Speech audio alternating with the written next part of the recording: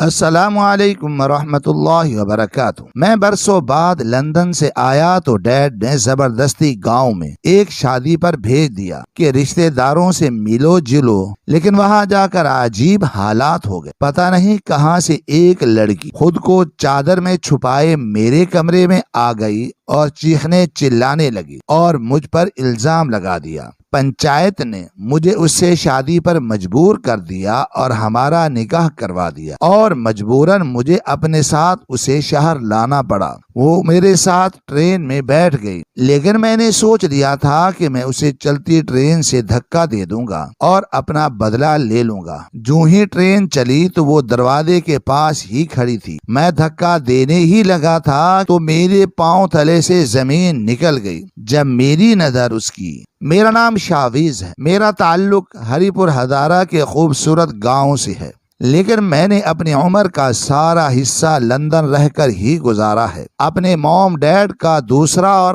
آخری سپوت ہونے کی وجہ سے ان کا بے حد لاڈلا ہوں۔ ہمارا شمار گاؤں اور خاندان میں بڑے لوگوں میں کیا جاتا ہے۔ دولت، عزت، رتبہ، ذہانت، ہر چیز سے نوازا ہے۔ بابا اور ماما کی بہادری کے حسن سلوک کے کئی قصے مشہور ہیں۔ ان کے بارے میں کہا جاتا ہے کہ یہ ہر چیز میں پرفیکٹ ہیں۔ ایک پرفیکٹ پیرنٹس اور ایک پرفیکٹ اولاد ہیں۔ گھر میں میری ہر خواہش پوری کی جاتی ہے، وہیں تربیت کے معاملے میں بھی خاصی سختی کی جاتی ہے۔ اللہ نے مجھے حسن بے پناہ دیا ہے، اس لیے مجھے بچپن میں بہت جلدی نظر لگ جاتی تھی۔ گاؤں کی عورتیں کہتی تھیں کہ اس کا خون ہلکا ہے۔ پورا خاندان، خاص کر میری عمر کے لڑکے، میری خوبصورتی کی وجہ سے خار کھاتے تھے۔ گرے آنکھیں، سفید رنگ، براؤن بال، یہ سب مجھے ان سے منفرد بناتا تھا۔ میرا بھائی بھی خوبصورتی میں مجھ سے پیچھے نہیں تھا۔ اس کا فیس مما سے کافی حد تک ملتا جلتا تھا۔ ہم دونوں بھائی ہی ذہین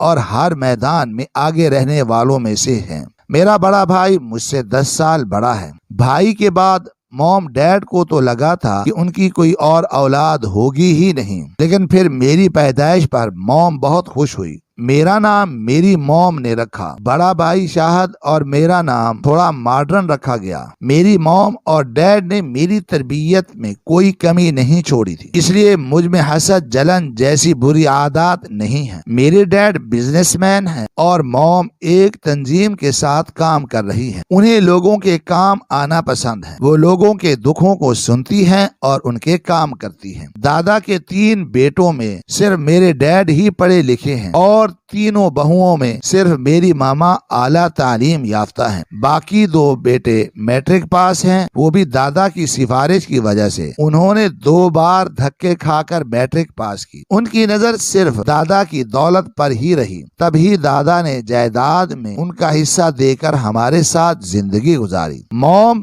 دادا کی چہیتی بہو ہے۔ وہ ان سے گاؤں کی عورتوں کے مسئلوں میں رائے ضرور لیتے ہیں۔ میں بھی ان کی طرح پڑھائی لکھائی کا شوقین۔ مجھے آرٹ مشغلے کے طور پہ پسند ہے۔ شرارتوں کی وجہ سے میں ہر ایک کے ناک میں دم کیے رکھتا ہوں۔ بڑا بھائی میری ہر چیز کا دھیان رکھتا ہے۔ اگر یہ کہا جائے کہ موم کے بعد وہ میری دوسری موم ہے تو غلط نہیں ہوگا۔ موم کی زیادہ تر عادات مجھ میں بھی ہیں، لیکن یہاں ہر کسی کی تعریف کرنے پہ میں بیمار رہتا ہوں۔ جب کسی کی دعوت پہ جاؤں تو ہفتہ بخار نہیں اترتا۔ پہلے پہل سب کو لگا کہ ایسی کوئی بات نہیں ہے، لیکن جب ڈاکٹر کی دوائی کی بجائے دم سے آرام آیا اور میرے اوپر تعویذ نے اثر کیا تو موم کو یقین ہو گیا کہ واقعی نظر برحق ہے۔ موم ہر وقت مجھے دم کرواتی یا پھر صدقہ خیرات دیتی رہتی ہے۔ وہ میری طرف سے کافی پریشان ہیں۔ منتوں مرادوں کے بعد انہیں بیٹا ملا ہے، اس لیے وہ مجھے لے کر بے حد حساس ہیں، اور یہاں خاندان میں سب ہی جلتے رہتے ہیں، اس لیے موم مجھے باہر بھیجنا چاہتی تھی۔ میں پڑھائی میں بھی گاؤں میں سب سے آگے ہوں۔ ویسے تو بھائی بھی سب سے آگے تھا، لیکن وہ سب سے بڑا سپوت ہونے کی وجہ سے اور اس کا ہم عمر کوئی لڑکا نہ ہونے کی وجہ سے سب کی نظروں سے بچا رہا تھا۔ میں اسکول میں ہمیشہ اول پوزیشن کا حقدار ٹھہرتا ہوں۔ کسی بھی مقابلے میں شرکت ہو ہو یا پھر تقریر، میں ہر ایک میں پیش رہتا اور اسی وجہ سے میرے کزنوں کو خاندان بھر میں باتیں سننی پڑتی۔ میری شرارتوں سے سارا گھر پریشان رہتا ہے، جبکہ بڑا بھائی سنجیدہ طبیعت کا مالک تھا۔ وہ بہت کم شرارت یا ہنسی مذاق کرتا ہے، اسے بکس پڑھنے کا شوق ہے۔ میں کبھی دادا کے ساتھ شرارت تو کبھی موم ڈیڈ کے ساتھ مستی کرنا میرا پسندیدہ کام ہے، لیکن میرے ہر وقت بیمار رہنے کی وجہ سے میرے موم ڈیڈ نے مجھے ملک سے باہر بھیج دیا تاکہ میں وہاں کے ماحول میں ایڈجسٹ کر سکوں۔ بھائی مجھ سے بڑا تھا لیکن وہ ہمیشہ موم ڈیڈ کے پاس ہی رہا تھا۔ بھائی نے بابا کا سارا بزنس سنبھال لیا تھا۔ آج کل ان کے لیے لڑکی دیکھی جا رہی ہے۔ چاچی اور تائی نے بھی اپنے خاندان کی لڑکیاں دکھائی تھی، لیکن موم چاہتی تھی کہ بھائی اپنی پسند کی لڑکی سے پسند کی شادی کرے، اور بھائی کو بمشکل ہی کوئی لڑکی پسند آتی۔ ان کی شرمیلی طبیعت کی وجہ سے وہ کم ہی کسی سے گھلتے ملتے تھے۔ جیسا کہ میرے ڈیڈ ایک بہت بڑے بزنس مین ہیں، لیکن دادا کی وجہ سے وہ شروع سے گاؤں میں رہے، کیونکہ میرے دادا گاؤں کے سرپنچ ہیں۔ گاؤں میں رہ کر بھی ڈیڈ نے سارے شہر کا بزنس خود ہی سنبھالا ہے، جو میں اپنی پڑھائی مکمل کرنے کے بعد سنبھالنے کا ارادہ رکھتا۔ لندن میں رہ کر میری عادات ساری غیر ملکی ہیں۔ پارٹی، کلب، ناچ گانے کا شروع سے ہی شوق رہا ہے۔ بہرحال اب تک گرل فرینڈ کا تجربہ نہیں ہوا۔ مجھے دوست بنانا اور گھومنے پھرنے کا شوق رہا۔ میں لندن کی اعلیٰ یونیورسٹی میں تعلیم حاصل کر رہا ہوں۔ سیلف میڈ ہونے کی وجہ سے میں نے ہمیشہ اپنے بل بوتے پر ہی ساری زندگی گزاری ہے۔ اسی وجہ سے اکثر چاچا اور تایا کے بچے مجھ سے جلتے رہتے ہیں۔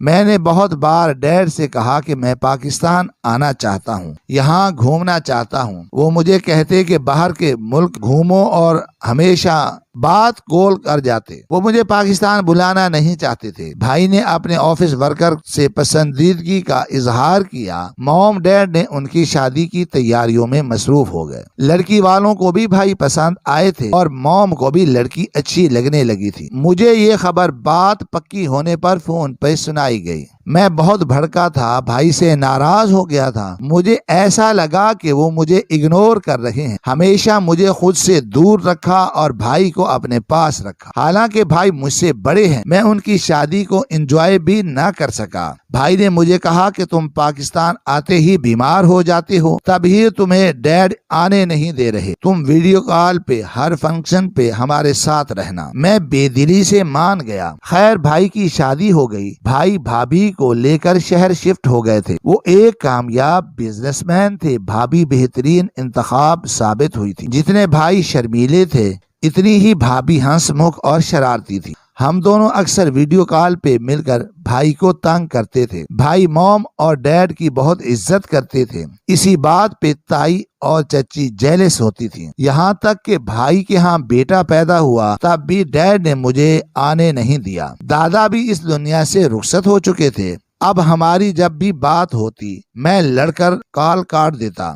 اچانک موم کی طبیعت کی خرابی کا سن کر میں بہت پریشان ہوا۔ میں نے ڈیڈ سے جھگڑا کیا کہ مجھے پاکستان آنا ہے۔ بھائی نے بھی حمایت کی کہ اسے پاکستان آنے دیں۔ جانے ایسی کون سی وجہ تھی جو مجھے پاکستان وہ نہیں آنے دیتے تھے۔ وہ مجھ سے کچھ چھپا رہے تھے۔ موم کی طبیعت سنبھل جانے کے بعد بھی مجھے سکون نہ آیا۔ میں ان سے ملنا چاہتا تھا۔ آخر کار انہوں نے مجھے پاکستان آنے کی اجازت۔ موم نے میرا صدقہ دیا۔ ان کے پیار پہ میں مسکرا دیا۔ سب لوگ مجھ سے ملنے کے لیے آئے۔ ڈیڈ نے میرے آنے پر گرینڈ پارٹی رکھی تھی۔ مجھے ایسا لگا کہ کوئی مجھے گھور رہا ہے، لیکن میں نے اپنا وہم سمجھ کر جھٹک دیا کیونکہ وہاں سب ہی کام میں مصروف تھے۔ میں برسوں بعد لندن سے آیا تو ڈیڈ نے زبردستی گاؤں میں ایک شادی پر مجھے بھیج دیا۔ رشتہ داروں سے ملو جلو، لیکن وہاں جا کر عجیب حالات ہو گئے۔ ڈیڈ کی باتیں مجھے ٹھیک لگیں۔ اتنا عرصہ باہر رہنے کے بعد مجھے یہاں ایڈجسٹ کرنا واقعی ہی مشکل لگ رہا تھا۔ اتنی گرمی تھی، اوپر سے یہاں کے لوگوں کی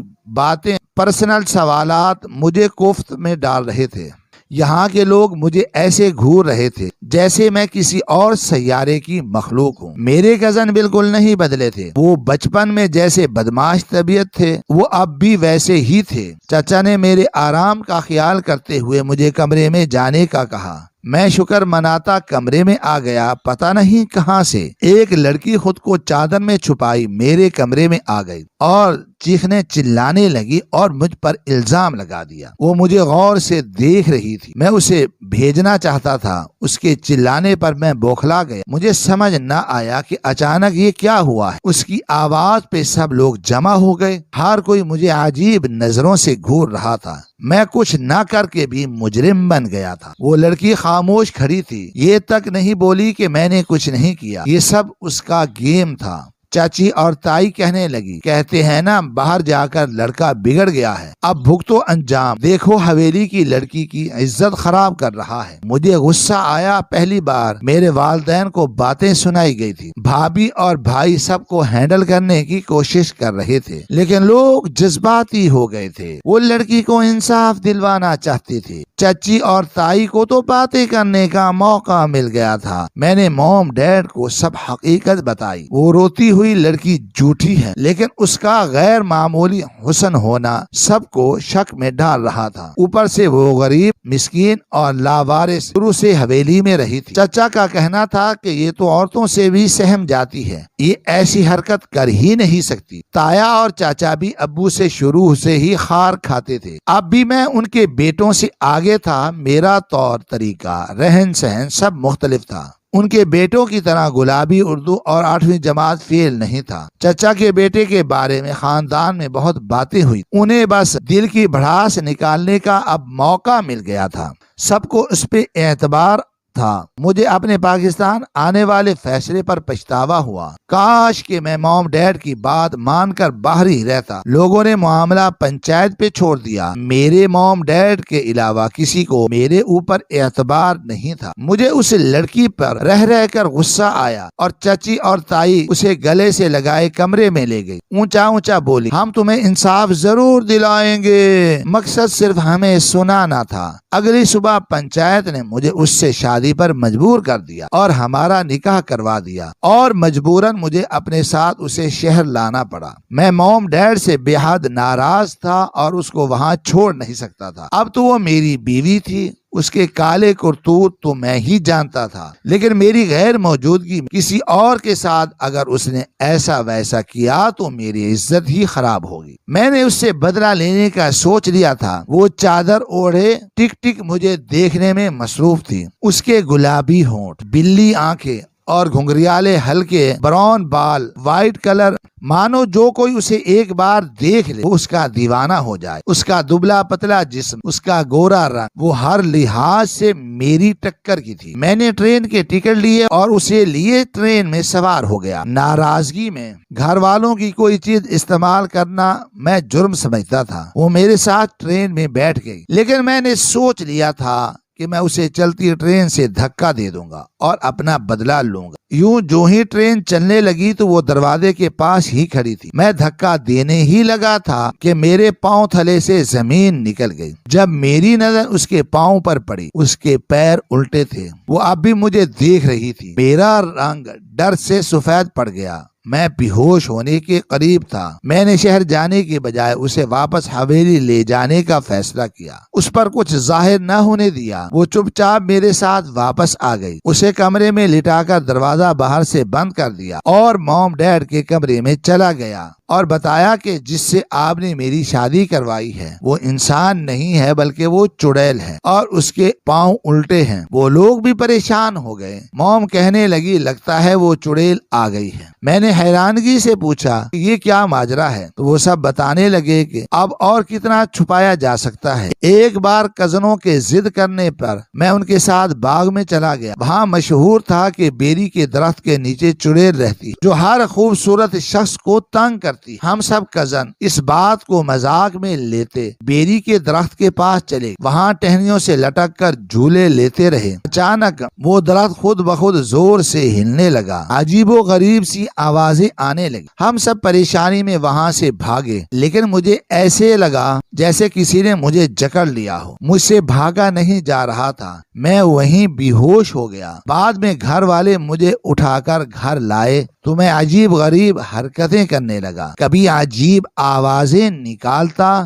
کبھی خود کو چوٹ پہنچاتا۔ کبھی بیری کے درخت کے پاس جا کر بیٹھا رہتا۔ اچانک میری آنکھیں سرخ ہو جاتی، آواز بھاری ہو جاتی، جو میرے قریب آنے کی کوشش کرتا میں اسے مارنا شروع ہو جاتا۔ موم پریشان ہو کر مجھے ایک دم والے بابا کے پاس لے گئے۔ گاؤں کی عورتوں نے بتایا تھا کہ وہ بڑے پہنچے ہوئے بابا ہیں، ایک بار میں ہی ایسا دم کرتے ہیں کہ کوئی سایہ یا پھر کوئی جادو ہوتا تو خود بخود ختم ہو جاتا ہے۔ موم عورت کی بات مانتے ہوئے مجھے وہاں لے گئے اور دم کروایا۔ انہوں نے بتایا کہ بیری کے درخت کے نیچے مجھ پہ ایک چڑیل عاشق ہو گئی ہے جو مجھے کسی صورت چھوڑنے پہ راضی نہیں۔ میرے موم ڈیڈ بہت پریشان ہو گئے، کسی بھی طرح وہ چڑیل کا سایہ مجھ سے ختم کروانا چاہتے تھے۔ انہوں نے بابا سے کہا کہ وہ کسی طرح چڑیل کو میرے اوپر سے ہٹا دیں۔ بابا نے ایک تعویذ کر کے میرے گلے میں ڈال دیا اور مجھے جگہ چھوڑنے کے لیے کہا۔ تعویذ کے اثر سے میں ٹھیک ہو گیا اور میرے موم ڈیڈ نے مجھے چڑیل کے ڈر سے باہر بھیج دیا تاکہ میں تعلیم حاصل کر سکوں۔ پہل تو میرا وہاں دل نہیں لگتا تھا، پھر آہستہ آہستہ میں وہاں ایڈجسٹ ہونے لگا۔ پڑھائی مکمل کر کے میں نے لندن واپس آنے کا سوچا، لیکن ہر بار موم اور ڈیڈ کسی بہانے سے مجھے منع کر دیتے۔ وہ مجھے لندن میں ہی رہنے کا مشورہ دیتے تھے۔ میں بہت شرمندہ تھا کہ میں کتنا غلط سمجھتا تھا، حالانکہ وہ میرے لیے مجھے خود سے دور رکھ رہے تھے۔ میں چڑیل والا واقعہ بھول چکا تھا۔ موم نے سارا واقعہ سنایا۔ ڈیڈ نے کہا کہ اس چڑیل کو فی الحال اکیلا چھوڑ دیا جائے، کل ہی وہ بابا سے جا کر بات کریں گے۔ وہ ساری رات کمرے میں بند رہے، وہ آوازیں بدل بدل کر مجھے اندر آنے کا کہہ رہی۔ اگلی صبح میں موم اور ڈیڈ کے ساتھ اس بابا کے پاس پہنچے۔ وہ بابا پہلے سے بوڑھے ہو گئے تھے۔ کچی مٹی کا گھر تھا جہاں کھجور کی چٹائی بچھائے وہ بیٹھے تسبیح پڑھ رہے تھے۔ وہ بہت کم لوگوں کا مسئلہ سنتے تھے، اکثر وہ خود میں گم رہتے تھے۔ وہ زور زور سے بال جھٹکتے ہوئے اللہ